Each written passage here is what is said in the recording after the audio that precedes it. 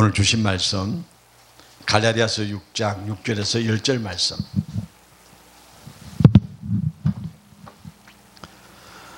갈라디아서 6장 6절에서 10절까지 봉독해 올립니다.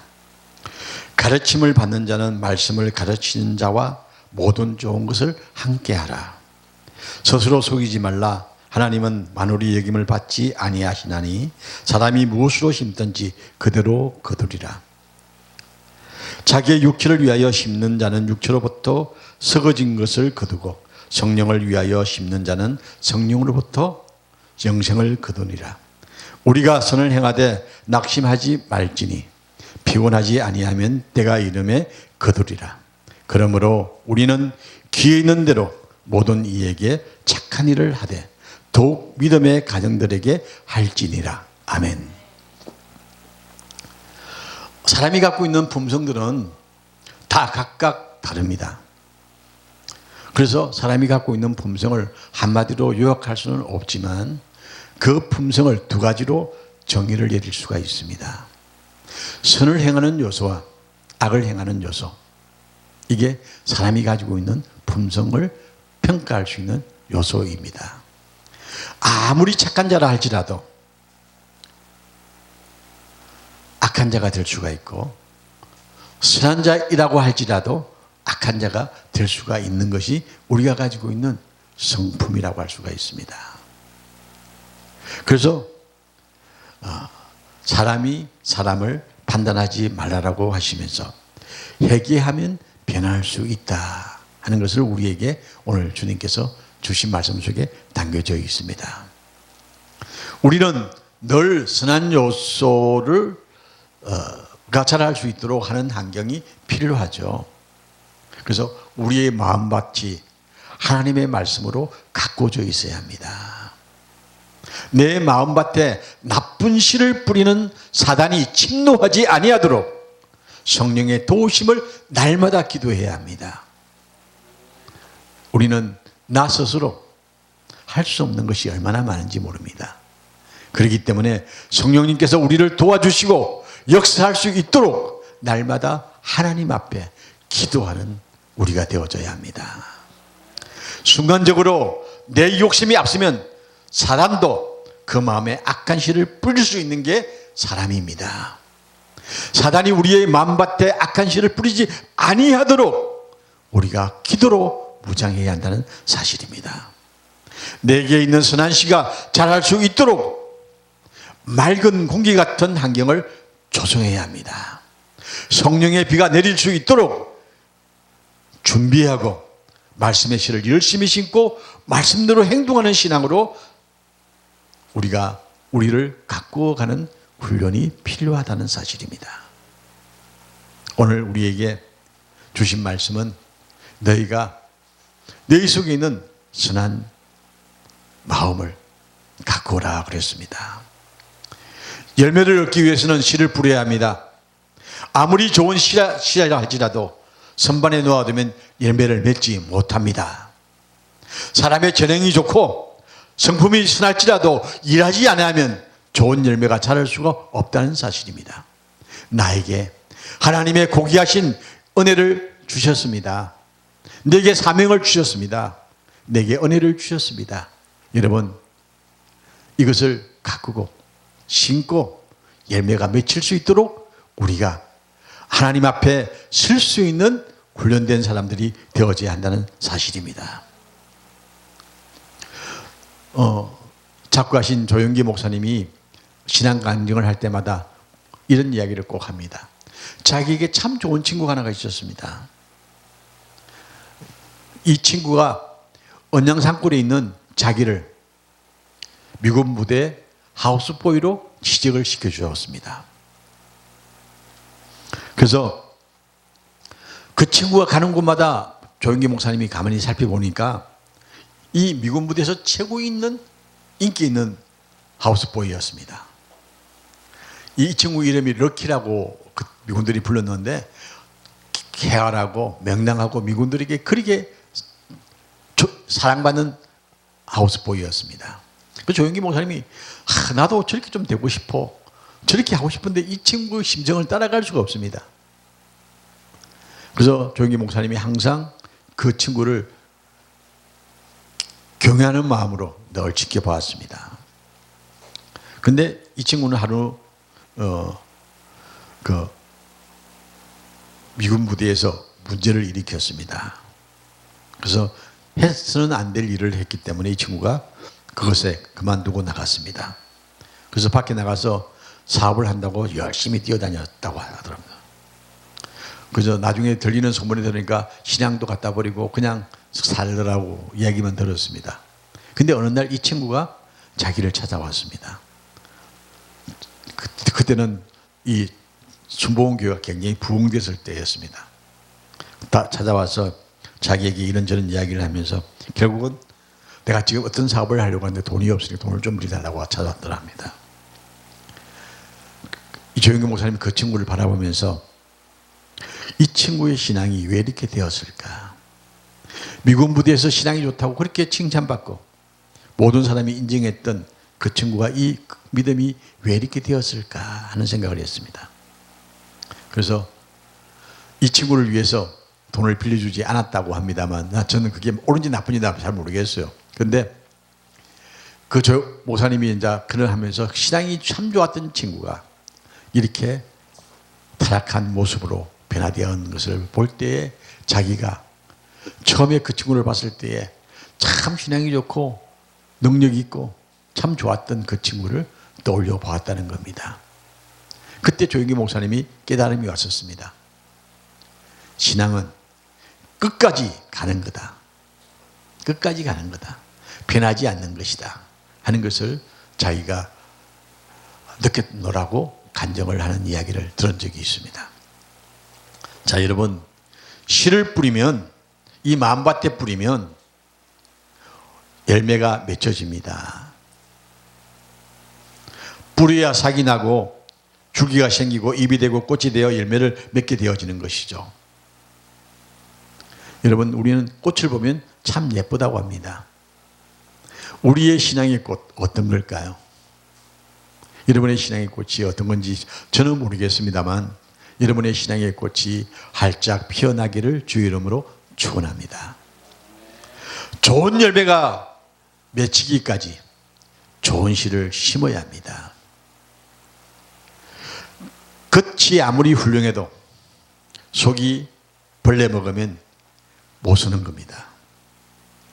속마음이 병들지 않아야 합니다. 그리고 좋은 땅을 가꾸어야 합니다. 마태복음 13장에 말씀하죠. 길바닥 같은 마음, 돌짝밭 같은 마음, 가시덤 뿌리 덮인 바깥 같은 마음, 옥토 같은 마음. 결실은 옥토에서 맺히게 되어집니다. 이것은 환경을 의미합니다. 여러분의 신앙 환경 어떻습니까? 우리 대한민국요 참 복된 나라입니다. 신앙의 자유가 있습니다. 누가 뭐라고 해도 신앙의 자유가 있습니다. 코로나 때 우리 많은 교회들이 이 신앙의 자유를 갖지 못하고 방황했던 교회들이 많습니다. 누가 뭐라고 해도 우리는 하나님 앞에 예배하기를 지지 아니해야 합니다.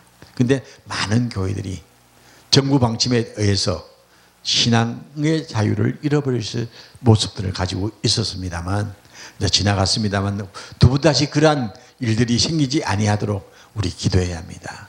우리가 순간적으로 세상 앞에 무릎 꿇은 겁니다. 하나님께서 우리에게 너의 신앙이 전주소가 어디냐고 묻는 말씀이 그 환경이 아니었는가 생각을 해봅니다.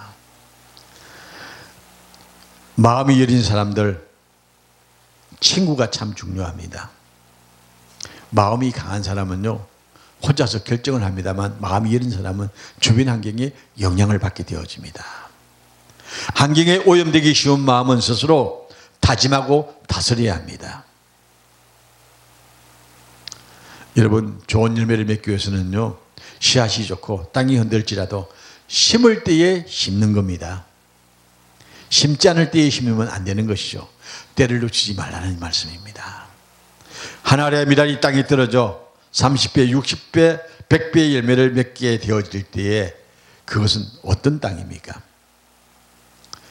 위대한 선교사였던 무디 선생도 구두방의 주인의 뿌리는 마음밭에 씨를 뿌려주었기 때문에 그 복음의 씨가 자라서 유명한 무디 선교사를 탄생케 했습니다.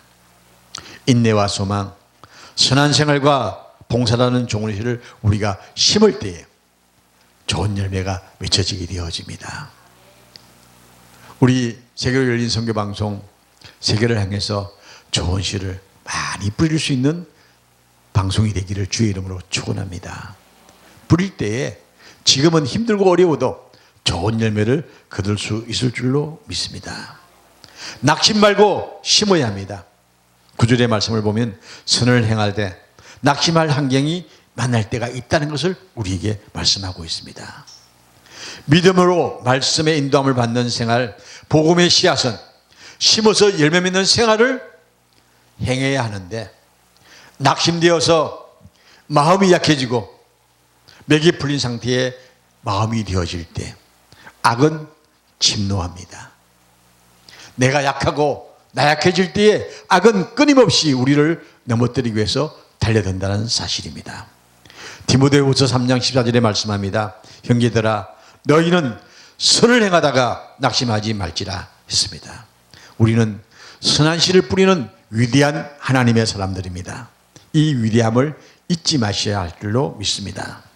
선한 씨가 열매 맺을 때까지 낙심치 아니하고 끝까지 달려갈 수 있는 믿음의 역사가 여러분과 저의 삶이 되기를 주의 이름으로 축원합니다.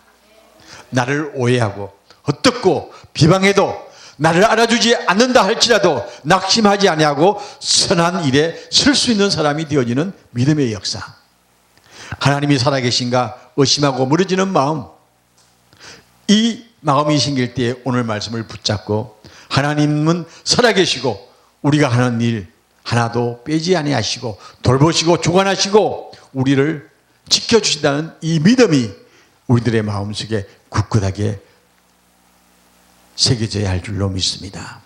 모세는 홍해 앞에서 백성들이 원망하고 길이 막혀 있는 그 상황에 모세는 이렇게 외쳤습니다. 너희는 가만히 하나님의 행하심을 보아라. 하나님의 행하심을 보아라. 낙심치 아니하고 하나님의 일하심을 모세는 보았다는 사실입니다. 우리의 인생삶 하나님의 일하심을 놓치지 말아야 합니다.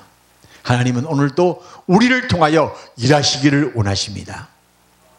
우리의 선한 씨앗 그 속에 하나님은 일하시고자 우리를 찾으신다는 사실입니다. 이스라엘 백성 물이 없다고 불평했습니다. 고기가 먹고 싶다고 원망했습니다. 가나안을 정복할 수 없다라고 낙심하면서도 우상을 만들고 배역의 역사를 연속할 수밖에 없는 그들의 모습. 모세는 그 백성에게도 낙심하지 않았습니다. 하나님께서 하시는 일 끝까지 나아갔습니다. 7절의 말씀을 보면서 다윗 왕이 생각납니다. 우리아를 죽이고 그의 아내 바사바를 취한 그 결과는 아들 암논이 이복 동생 다말을 범하는 수치를 낳았고 다말의 오빠 압살론은 암논을 죽이는 결과를 낳았고 압살론은 다윗의 후궁들을 사람들 앞에서 범하는 수치를 낳았습니다. 다윗의 한 번의 실수가 심은 대로 거두는 법칙에 비껴가지 아니했다는 겁니다. 우리의 작은 실수가요 엄청난 결과를 낳을 때가 있다는 사실을 우리가 잊지 맙시다. 우리는 선한 씨앗을 심는 하나님이 부르신 하나님이 주신 자유의지를 가지고 있습니다. 여러분의 자유의지가 악한 것을 선택하지 아니하도록 자기를 다스릴 수 있는 믿음을 가져야겠습니다. 다윗의 한 번의 실수가 그의 삶의 부끄러운 결과를 낳고 말았습니다. 여러분 그렇다고 해서 소심하게 적은 거 심을 상태가 되지는 안 됩니다. 우리 심어야 합니다. 현재에 집착하지 않고 긴 안목을 가지고 미래를 내다보면서 자손대대에 이룰 수 있는 하나님의 기뻐하시는 역사를 심을 수 있는 우리가 되어져야 합니다. 그럴 때에 우리의 자손대대가 하나님 앞에 복받는 축복의 역사가 주어집니다. 큰 섬김은 희생이 따릅니다. 한 알의 밀이 땅에 떨어져 썩어야 열매가 맺혀지는 것처럼 우리의 좋은 씨앗을 심기 위하여 낙심하지 말고 열심히 심고 가꾸어서 많은 열매를 맺는 축복의 삶이 여러분과 저의 삶에 풍성하기를 주의 이름으로 축원합니다.